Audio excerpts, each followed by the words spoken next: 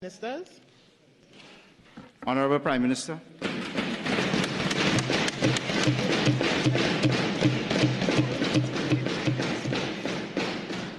Thank you very much, Mr. Speaker.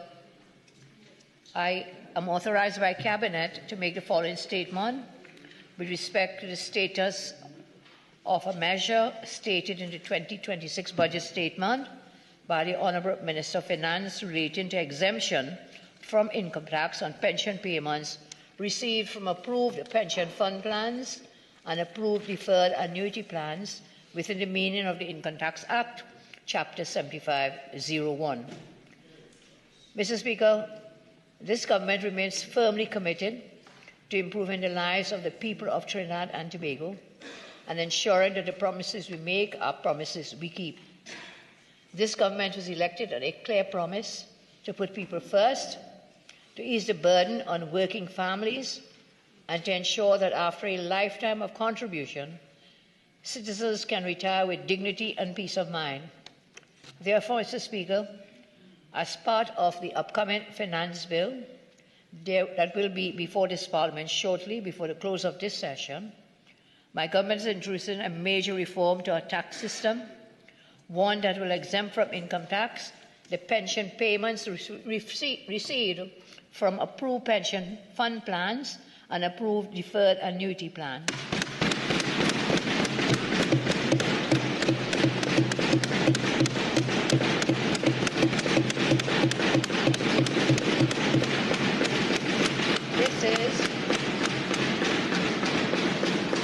This is a significant and meaningful step forward. It is about fairness, it is about responsibility, and above all, it is about people. For too long, many persons who did the right thing, those who worked hard, they saved consistently and contributed to pension plans or deferred annuities, have found that when the time comes to benefit from those savings, a portion is taken away through taxation. That reality has not always reflected the values we believe in as a nation. A pension is not a windfall. It is not a bonus. It is the result of years, sometimes decades, of sacrifice, discipline, and commitment. It represents foregone consumption today in order to secure tomorrow. It represents workers choosing to invest in their future rather than spending all in the present. My government believes that such responsibility should be rewarded and not penalized. That is why we are removing the tax burden on income derived from approved pension fund plans and approved deferred annuity plans.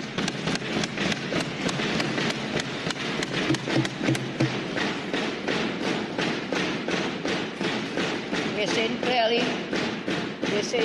to the people of Trinidad and Tobago, if you plan responsibility for your future, this government will stand with you. And, Mr. Speaker, this initiative fulfills a clear commitment made in the UNC Congress Manifesto and reiterated in the budget statement for fiscal 2026. It reflects our broader vision of putting people first and ensuring that those who have worked hard throughout their lives can enjoy greater financial comfort in retirement. What the measure does, Mr. Speaker, is this. Under the proposed changes being introduced, income derived from pension fund plans and deferred annuity plans approved by the Board of Inland Revenue will be exempt from income tax. This was a promise made, and this is a promise we are keeping.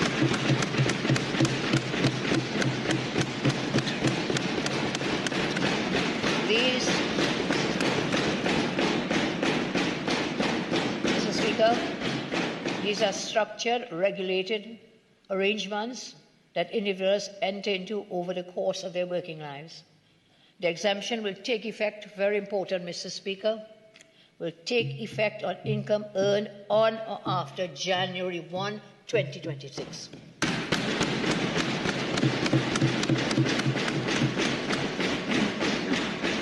What this means is that any pension payments you receive from these plans from that date onward, January 1, 2026, from that date onward will not be subject to tax income.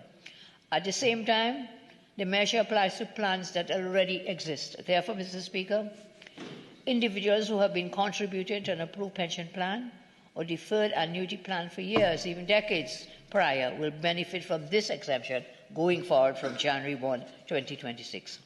In that sense, this measure looks forward by ensuring tax-free treatment of future income, whilst at the same time recognizing and applying to plans that were established before and after January 1, 2026. While we are providing this relief, we are also ensuring the system remains fair, balanced, and sustainable.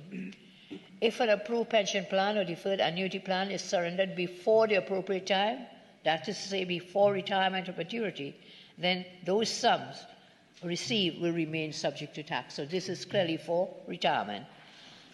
Mr. Speaker, the purpose of this measure is to ensure long-term financial security for our citizens. It is therefore not designed to be a short-term investment vehicle or to be used as an instrument for tax avoidance in the short term. By maintaining taxation on early withdrawals, we preserve the integrity of our tax system and ensure that the benefit is aligned with its true purpose, which is for retirement. This measure, Mr. Speaker, has been developed with the input of the Board of Inland Revenue, and we thank them for their technical expertise which has helped to ensure that the policy is clear, workable, and aligned with our broader tax framework. We have taken the time to get this right because good policy is not just about intention, it is about execution. So who benefits, Mr. Speaker? This measure, let's make it very clear, is designed to benefit thousands of citizens across TNT.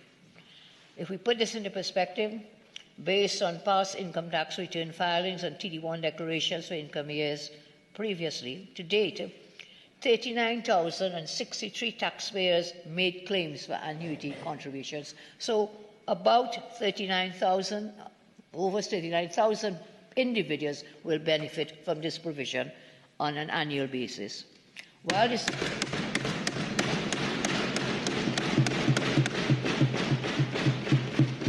So, Mr. Speaker, I say respectfully, this is a significant portion of our hard-working population, and we are committed to protecting.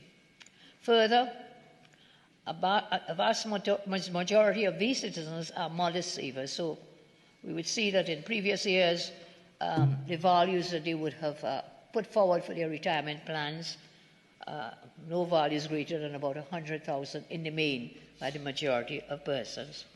This measure will therefore benefit, let's make it very clear, workers in the private sector who have contributed to approved pension plans.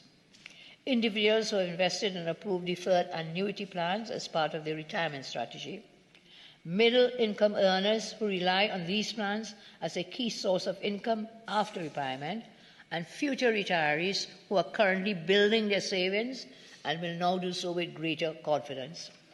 So, Mr. Speaker, this is about individuals who took personal responsibility for their financial future. And my government is saying we recognize your effort and we support you. This measure is a promise and it is a commitment made to the people during our campaign. It was included in our manifesto. It was announced in Budget 2025-26, and now it is being delivered through legislation. Too often we have heard commitments were made and not kept. So we are saying my government is different. Promise made, promise being kept. I thank you very much.